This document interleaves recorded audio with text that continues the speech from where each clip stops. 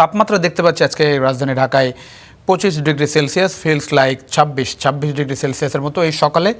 যদিও এটি যতটা সময় বাড়বে সেই তুলনায় আসলে সময় আসলে বাড়তে থাকবে তাপমাত্রা। এবং যেটা বাতাসের মান যেটি বলা হচ্ছে ফেয়ার, সেটিও তুলনামূলক ভালো অন্যান্য সময়ের তুলনায়। কারণ ঢাকার বাতাসের মান কিন্তু সবচেয়ে বেশি খারাপ থাকে বিভিন্ন সময় আমরা দেখেছি। কিন্তু শুক্রবারের দিনটা এই বাতাসের মানটা ভালো থাকে, কারণ মানুষজন বের হয় কম, অফিস আদালত খোলা থাকে কম, পাশাপাশি কলকারখানাতেও আসলে কার্যক্রম তুলনামূলক কম থাকে ছুটির দিন, সে কারণে বাতাসের মান তুলনামূলক ভালো থাকে। আমরা একটু যেতে চাই ঢাকার যানজটের কথা। আপনারা বলছিলেন ঢাকায় আসলে এমনিতেই তো জ্বালানি সংকটে যানবাহন রাস্তায় কম, সেই তুলনায় আজকে শুক্রবার একই সঙ্গে আবহাওয়াটা তুলনামূলক আরামদায়ক, মানুষজন রাস্তায় নেই বললেই চলে এই সকালে, যে কারণে পুরো ঢাকা আপনারা দেখতে পাচ্ছেন একেবারেই গ্রিন। সো যেখানেই আপনি নজর দেন না কেন এখানে পুরোটাই সবুজ রাস্তা, যানজট নেই বললেই চলে। আপনি যদি একেবারেই ঢাকার বাইরে থেকে ঢাকায় ঢুকতে চান সেই জায়গায়ও কোনো রকম যানজট নেই।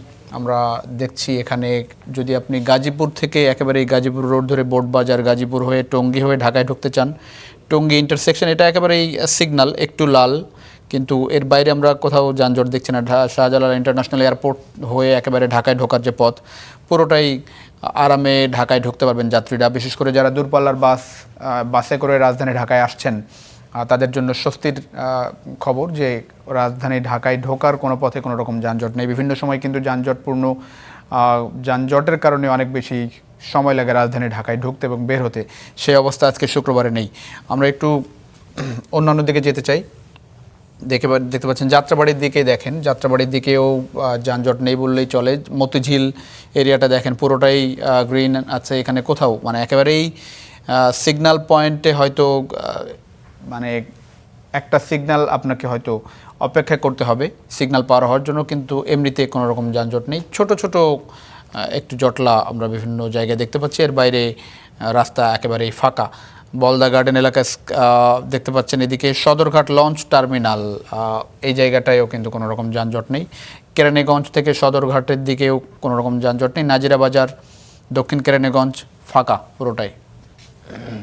একেবারে সেন্ট্রাল ঢাকার দিকে যদি তাকান, একেবারেই বাংলাদেশ জাতীয় জাদুঘর অর্থাৎ শাহবাগ এরিয়াটা যদি দেখেন, ঢাকা বিশ্ববিদ্যালয়ের শাহবাগ এরিয়াটা এই জায়গায় দেখতে পাচ্ছেন ফাঁকা এই সকালে।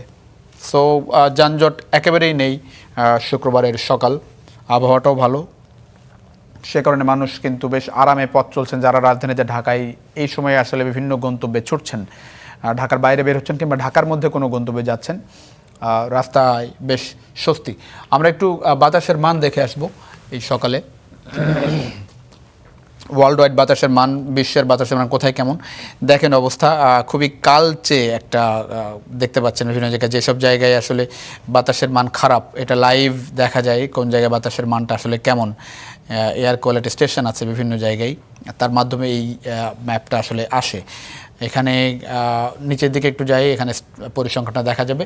একিউআই স্কোরে আসলে প্রতিবেশী দেশ ভারতের দিল্লি 320 নিয়ে সর্বোচ্চ খারাপ অবস্থায় আছে আসলে দিল্লি। বাতাসের মান খুবই খারাপ, 320 সর্বোচ্চ দূষিত শহর, সবচেয়ে বেশি দূষিত শহরের তালিকায় 1 নম্বরে দিল্লির নাম। 2 নম্বর চিয়াংমাই 216, বেইজিং আছে চীনের বেইজিং 190 3 নম্বরে।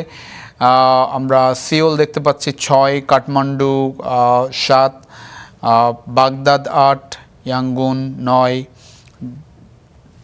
বাংলাদেশের ঢাকার অবস্থা আরেকটু দেখি। ঢাকা আসলে 13 নম্বরে যতটা আমরা আসলে দেখতে পাচ্ছি। ঢাকা 117, যেমনটা বলছিলাম আজকে শুক্রবার ঢাকার বাতাসের মান অনেক ভালো, 117 একিউআই স্কোর নিয়ে ঢাকার অবস্থান 13 নম্বরে। কিন্তু আমরা বিভিন্ন সময় দেখি যে ঢাকা কিন্তু সবচেয়ে বেশি দূষিত শহরের তালিকায় থাকে, 1 নম্বরে অবস্থান থাকে। আজকে আমরা 13 নম্বরে দেখছি। মুম্বাই আছে 14 নম্বরে।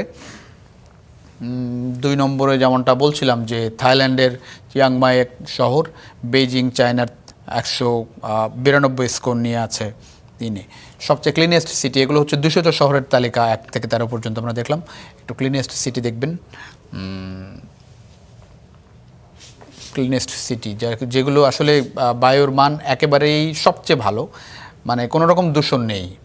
এবং আপনি নিশ্চয়ই জানেন যে বায়ুর মানের উপরে স্বাস্থ্যের অবস্থা আসলে নির্ভর করে। বিভিন্ন রকম মানে অস্বাস্থ্যকর বাতাসের কারণে শরীর আসলে খারাপ হয়। যেসব শহরে আসলে দূষিত বায়ু থাকে, নানা রকম হাঁচি কাশি সহ বিভিন্ন রকম রোগবালাই কিন্তু এর মাধ্যমে ছড়ায়।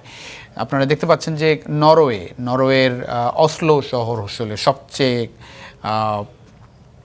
মানসম্মত বাতাসের শহর। একেবারেই দূষণ নেই। AQI স্কোর এখানে 3 আপনি দেখতে পাচ্ছেন। সেখানে ভারতের দিল্লির AQI স্কোর হচ্ছে 320। কোথায় 3 কোথায় 320, ভয়াবহ অবস্থা ভারতে। বাংলাদেশের ঢাকায় অবস্থা খারাপ থাকে বেশিরভাগ সময়। আজকে যদিও AQI স্কোর আমরা 117 দেখছিলাম। ইউএসএতে মিনেপোলিসে আমরা দেখছিলাম যে 4। ডাবলিন আয়ারল্যান্ডের 8 স্কোর নিয়ে সবচেয়ে বেশিরভাগ ভালো অবস্থায়। শিকাগো আছে, সিয়াটল, স্পেনের মাদ্রিদ, এগুলোর অবস্থা খুবই ভালো আসলে। ভ্যাঙ্কুভার কানাডার 12 AQI স্কোর। মেলবোর্নের অস্ট্রেলিয়ার মেলবোর্ন আছে 14। সো সব মিলিয়ে এই শহরগুলোই বাতাসের মান আসলে সবসময় ভালো থাকে। আমি বিভিন্ন সময় যখন দেখা হয় কোন শহরের বাতাসের মান কেমন, এইসব শহরগুলোর বাতাসের মান সবসময় আসলে ভালো থাকে। আর যেমনটা বলছিলাম যে দূষিত শহর, সেই জায়গাটাই ঘুরে ফিরে থাইল্যান্ড, চীন, ভারত, বাংলাদেশ, নেপাল, এগুলোই মূলত ঘুরে ফিরে, এসব দেশের শহরগুলোই ঘুরে ফিরে দূষিত শহরের তালিকায় আসলে থাকে। সো আশা করি বিশেষ করে ঢাকার বাতাসের মান নিয়ে আমরা আসলে মানে চিন্তায় থাকি, আসলে উদ্বেগে থাকে, এবং সরকার নিশ্চয়ই এই জায়গায় কাজ করবে। আজকে শুক্রবারের কারণে বাতাসের মান বেশ ভালো। এই ছিল মোটামুটি আমার কাছে।